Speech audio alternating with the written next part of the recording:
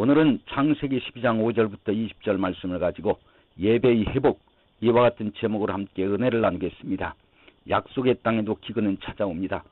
하나님이 가라고 해서 간 땅, 가나안의 기근이 왔다. 하나님의 음성을 듣고 떠난 땅이었습니다. 그 가나안 땅에 기근이 심했다라고 성경은 말씀하고 있습니다. 우리에게는 이런 신앙의 도식이 있습니다. 잘 믿었더니 잘 되더라. 그래서 잘 믿고 멋지게 간증하고 멋진 크리스천의 삶을 살고 싶다. 그런 것을 소망하고 갈망하며 살아갑니다. 그러나 세상은 그렇게 호락호락하지 않습니다. 주님이 가라 하신 가나안에 들어가니 벌써 그곳에 가나안 사람이 살고 있었습니다. 그러면 어떻게 해야 됩니까? 아브라함은 하나님께 묻지 않고 점점 남방으로 옮겨갔다고 말씀하고 있습니다. 하나님은 우리의 신앙을 부실하게 만들지 않으십니다. 견고한 신앙이 되기를 원하십니다. 그래서 견고함으로 이끄는 고난이 반드시 있다는 것입니다. 지금 처한 상황과 환경은 변수가 될 수 있습니다. 그러나 하나님의 약속과 하나님의 사랑은 항상 최선이라는 사실을 깨닫고 주님을 의지하고 신뢰하는 믿음을 가질 수 있도록 여러분 마음에 하나님의 은혜로 충만히 채워지는 역사가 있게 되기를 바랍니다. 시편 119편 69절 말씀에 고난당하기 전에는 내가 그릇 행하였더니 이제는 주의 말씀을 지키나이다. 이렇게 고백합니다. 또한 119편 71절 말씀에 고난당한 것이 내게 유익이라. 이로 인하여 내가 주의 율례를 배우게 되었나이다. 하나님의 말씀을 배우고 하나님의 말씀을 깨닫고 주님과의 만남을 통하여 여러분의 인생이 고난이 유익이 되는 놀라우신 은혜가 임하게 되기를 바랍니다. 첫째로 고난도 유익이 됩니다. 아브라함은 기근인이란 고난이 다가오자 한치의 망설임도 없이 애굽으로 내려갑니다. 한 번쯤 하나님께 물어보아야 하는데 그게 없습니다. 너무 쉽게 너무 자연스럽게 애굽으로 갑니다. 어찌 보면 우리의 대안이 너무 많아서 하나님께 나아가지 못하는 경우도 있을 것입니다. 우리의 지식, 우리의 지혜, 문벌, 또한 강함 등은 내가 가지고 있는 대안이다. 또한 그렇게 생각할 수도 있습니다. 내가 하면 되고 내 실력으로 내 스펙으로 내가 뚫고 나가면 되지. 그러나 세상의 마음과 뜻대로 다 되면 무엇을 더 원하겠습니까? 하나님은 지혜 없고 문벌 없는 사람 또한 하나님은 초라한 사람을 더 쓰십니다. 왜 그럴까요?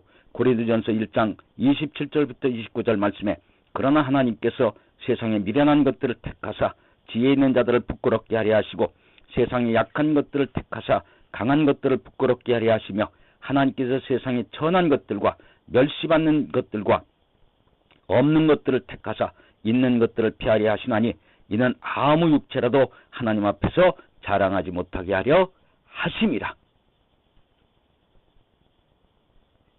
또한 빌립보서 4장 13절 말씀에 사도 바울은 이렇게 고백합니다. 내게 능력 주신 자 안에서 내가 모든 것을 할 수 있느니라. 이는 하나님의 능력이 내게 주셔야 내가 할 수 있다는 믿음의 고백입니다. 그러므로 그들은 하나님 외에 대안이 없는 인생이기 때문입니다. 오히려 이 대안이 없는 인생이 하나님을 의지하고 신뢰함으로 인생의 강함으로 역사될 수 있는 것입니다.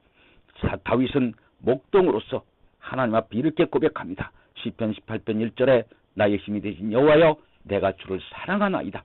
사람들은 고난이 오면 하나님 빼고 모든 방법을 강구합니다. 아브라함도 세상적인 방법으로 일을 해결하려고 머리를 씁니다. 그래서 자기 아내를 자기 누이라고 속인 거짓말을 합니다. 결국 가정의 어려움이 다가오고 아내를 빼앗길 위기를 경험하게 됩니다. 결국엔 하나님이 개입하십니다. 바로 이 집에 재앙을 내려서 아브라함을 보호하십니다. 그러므로 인생의 해답은 하나님이십니다. 인생의 기근의 해답은 하나님이십니다. 시편 91편 14절 15절에 하나님이 가라사대 저가 나를 사랑한즉 내가 저를 건지리라. 저가 내 이름을 안즉 내가 저를 높이리라. 저가 내게 간구하니 내가 응답하리라. 저희 환난 때 내가 저와 함께 저를 건지고 영화롭게 하리라. 이렇게 말씀하고 있습니다. 여러분 아직 기근의 문제는 아브라함에게 해결되지 않았습니다. 그러나 아브라함은 그냥 가나안으로 돌아옵니다. 이게 신앙이고 이게 믿음입니다. 기근 때문에 애굽에 갔는데 하나님 때문에 애굽으로 돌아온 것입니다. 그리고 다시금 단을 쌌습니다.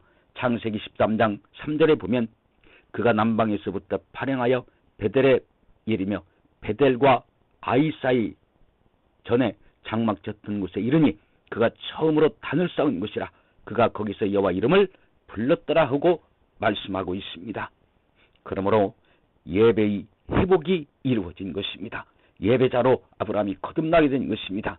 요한복음 14장 23절부터 24절 말씀에 아버지께 참으로 예배하는 자들은 신령과 진정으로 예배할 때가 오나니 곧 이때라.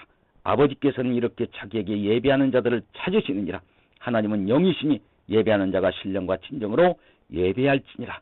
이렇게 말씀하고 있습니다. 그러므로 여러분도 예배를 통한 회복, 예배를 통한 은혜가 여러분의 심령 가운데 차고 넘치게 되시기를 바랍니다. 두 번째로 예배가 회복되어야 됩니다. 어려움은 더 깊은 예배자로 만듭니다. 예배가 회복되니 삶에 흐트러진 모든 것이 정돈되기 시작합니다. 여러분의 인생에도 예배가 회복되기를 바랍니다. 여러분의 삶이 무질서하고 흐트러졌습니까? 자기 대안을 내려놓고 예배 회복에 집중하십시오. 잃어버렸던 질서를 회복하게 될 것입니다. 누가 우리에게 구원을 주십니까? 예수 그리스도이십니다. 누가 내 인생의 주인이십니까? 예수 그리스도이십니다. 누가 내 인생의 진로를 이끌어 나가십니까? 예수 그리스도이십니다. 모든 문제의 해답이 예수 그리스도임을 깨닫고 확실하게 만드는 것이 바로 예배입니다. 제대로 예배 드리면 영이 살아납니다. 그 땅이 살아납니다. 예배가 살아나면 영이 회복됩니다. 시편 23편 3절 말씀에 내 영혼을 소생시키시고 자기 이름을 위하여 의의 길로 인도하시누다 이렇게 고백하고 있습니다. 예배는 우리를 생각하게 만듭니다. 하나님이 준 은혜와 섭리를 묵상하게 만들어 주십니다. 그래서 에베네셀의 하나님 여기까지 우리를 도우셨다. 또한 임마누엘의 하나님을 알게 해주십니다. 여호와께서 우리와 함께 계시다. 여러분 여호와께서 함께 하시는 것이 곧 복입니다. 그러므로 고린도전서 2장 12절 말씀대로 우리에게 은혜로 주신 것들을 알게 해주시는 하나님의 은혜가 바로 여기 있습니다. 그러므로 주의 말씀을 잘 듣기 위해서는 주의 말씀대로 예배에 성공하는 인생을 살아야 됩니다. 로마서 10장 17절 말씀에 그러므로 믿음은 들음에서 나며 들음은 그리스도의 말씀으로 말미암았느니라고 하고 있습니다. 그러므로 여러분 주의 말씀을 들어야 됩니다. 말씀을 듣는 자에게 하나님의 영이 함께 하시고 말씀을 듣는 자의 영을 소성케 하시는 주님의 은혜가 심령 가운데 넘치게 하여 주시는 것입니다. 그러므로 요한복음 5장 25절 말씀에 진실로 진실로 너희에게 이르노니 죽은 자들이 하나님 아들의 음성을 들을 때가 오나니 곧 이때라. 듣는 자는 살아나리라. 여러분의 영이 살아나게 되길 바랍니다. 그래서 주님과의 교통하심이 넘치고 하나님의 은혜 가운데 내가 가야 될 길, 해야 될 것, 무엇을 해야 될지를 하나님의 은혜로 깨닫게 하시고 먼저 할 것과 나중에 할 것, 내 안에 계신 하나님의 능력과 지혜로 말미암아 하나님 나는 내 안에 남이 갖지 아니하는 것을 갖고 있고 주님 나는 내 안에 하나님의 역사하심과 은혜로 충만합니다. 믿음과 지혜로 충만합니다. 이런 영적인 고백과 은혜가 여러분의 영이 소성됨으로 인하여 여러분의 심령과 여러분의 입술에서 넘쳐나심으로 인하여 하나님이 나와 함께 하신다. 임마누엘 하나님을 넘치도록 체험하고 하나님의 은혜 가운데 여러분의 인생이 영적인 예배를 통하여 회복되는 놀라우신 역사와 은혜가 있게 되기를 우리 주 예수 그리스도로 부탁을 드립니다.